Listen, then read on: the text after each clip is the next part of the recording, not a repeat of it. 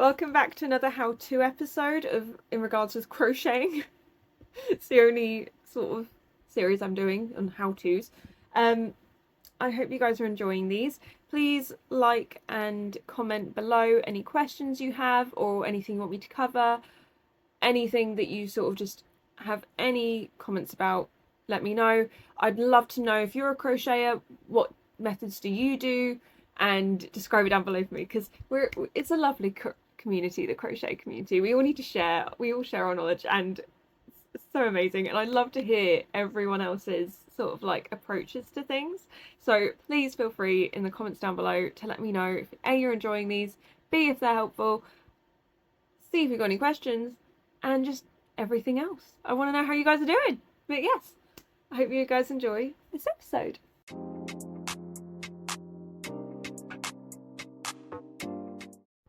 Okay, so for this next bit we're going to be focusing on front loops and back loops.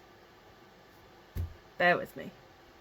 So in between the videos I went ahead and just did a row of single crochets, just so that it would be a bit easier for you guys to follow with whatever yarn you're doing or wherever you are in a project. It's easier to see than a bit of a bibbity-bobbity boo sort of stitch work from our latest round. So we're going to chain one, we're going to be doing single crochets as we do this. Now, my understanding, because everyone has different understandings, is front loop is the one that is facing you or front of your project, and back loop is either the one that is going away from you, facing away from you, or the back of your project. It depends on what projects you're working on and also how you refer to things and everything like that. So you would go into, for a back loop, you'd go in between that V, not under it, in between it, and pick up the loop on the back end of your work. And then you'd yarn over, pull through, yarn over, pull through. So it is just a normal single crochet, just in the back loop. That was what back loop only means. Oh, I did a yarn over. So go through, pull through yarn, yarn over, pull through two. Go in between that V and only pick up the one yarn loop at the back and complete a single crochet.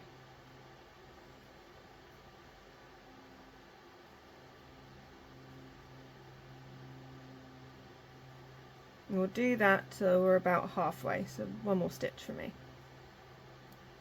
I'm just going by eyes, not actually counting. And as you can see, it sort of makes a ridge here, which gives it a clean distance. It can be used in a variety of ways and different patterns for different projects in different ways. Front loop single crochets. So we're going to do the exact same thing, instead it's going to be on the front one. So you'll go up in between that V, so you've only got the front loop on your hook, and complete a single crochet. So up through the bottom, in between the V's, yarn over, pull through, yarn over, pull through two, and you just continue that to the end of your row. And you've got to be careful, for like me just then, I accidentally went through both the V's. It's not what we want. We want to go just for that front one. I'd say if you're going to learn to crochet, it's easier to start out with a yarn that is a little bit thicker, so I'm currently using a 4.5, and one that is going to be clear. If you go for the fluffy or the Chanel or the plush yarns, especially when you're learning, it can be a little bit more difficult. If it's just to get the basics down and you so you sort of know how you're doing and where you are at with your crochet, it's easiest to start with these, just to get the foundations down. Once you get the foundations down, you can go pretty much anywhere with crochet, and that is the brilliance of it. And so if we flipped it, you can see it's almost like a reverse texture. So it all depends on what your goal and aim is within that crochet pattern that you're working on.